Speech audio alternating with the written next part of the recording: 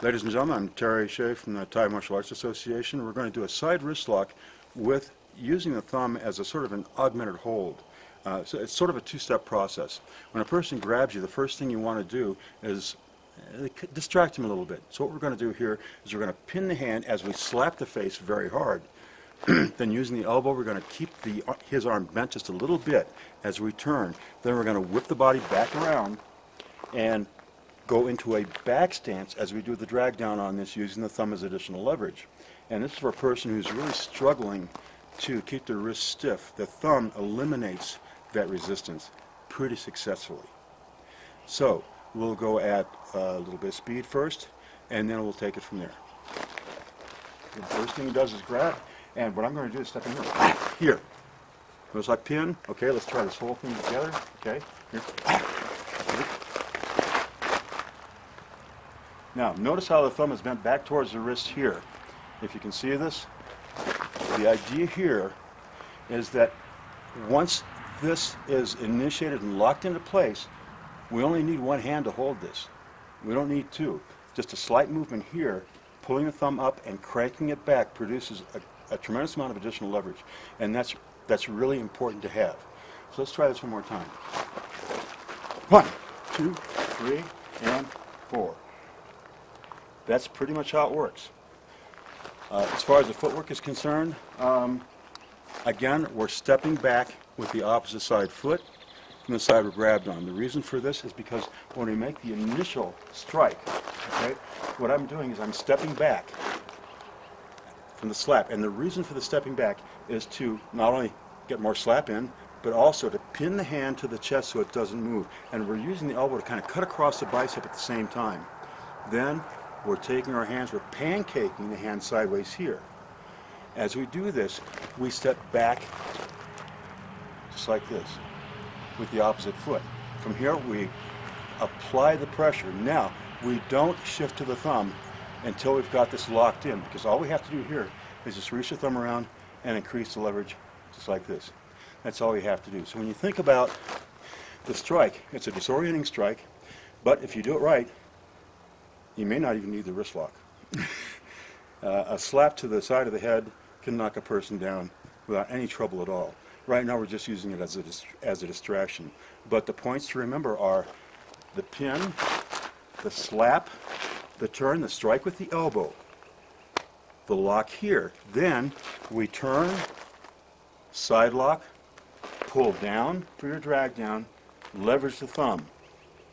Now from here, we can pretty much do anything we want. We can actually take the knee out and continue dragging down. We can do all sorts of things. We can go into a number of different wrist locks. But I find this to be one of the most convenient and easiest to use. So I'm not going to go into anything else at this time. The main goal for this is to get the person on the ground, to get them properly restrained, and keep them on their belly so they can't retaliate. And that's really what we want to look at here, is how to control this person under a variety of circumstances. The main ones being, he can't hurt you. When he's on his stomach, there's not a whole lot he can do. And that is a big advantage in my book for somebody who's big and strong. And I've actually tried this technique by doing the unexpected. And what I originally had done is I was going into this technique here, okay, which is kote mawashi, I think, okay?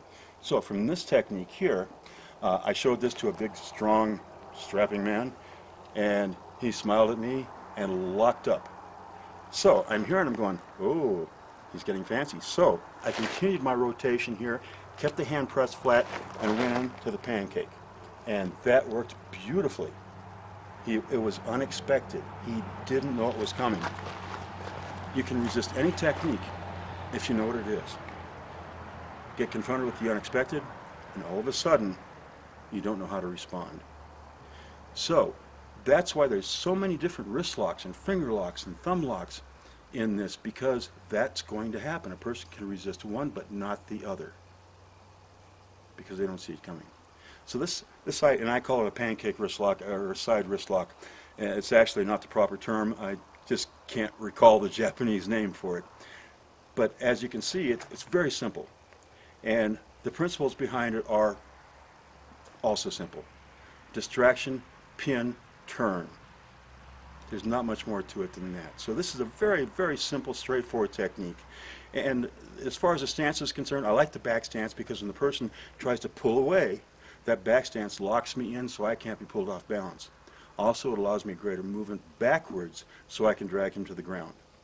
What happens after that is strictly up to you. Do you want to restrain him? Do you want to roll him onto his stomach if he isn't there already? Do you want to just sort of kick him around a little bit? Do you want to break his arm? All that's a possibility, and it's all up to you. But the technique is exactly what it is. Very simple and straightforward, not much to it. Let's go over it very slowly one more time. And again, I step in to get the proper reach for the head slap, okay?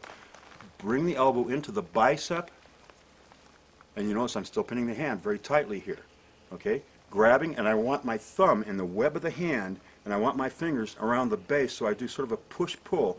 I'm pulling with one and pushing with the other. You notice how this works. At the same time, I rotate his hand into my other palm. Step back and apply pressure. Once the pressure is applied and I've got a real good compliance here, I just take my hand and apply the thumb. And that's it. That back stance to me is important to me, but it may not be important to anybody else. It depends on terrain. It depends on situation. Everything has to do with your awareness of your surroundings, situational awareness, surrounding awareness. This technique is simple, and that's all there is to it. From the other side, again, pin, step in, slap. Elbow. You're wondering about this other hand. That's why I'm slapping him, because I don't want him to hit me with the other hand. So that's why we're doing this. And I'm stepping back because I want to be out of range of that hand. That's something I may not have mentioned, but that's part of the idea. Since we can't control that other hand, we're going to get out of its range. And here is our leverage here. Notice these fingers right on the break of the wrist, my thumb in the web. And all I do is push up here, pull down here, and that's all there is to it. Now, add the thumb to it, and you wind up with a really good thumb lock as well, and all you have to do is touch. And that's all it takes.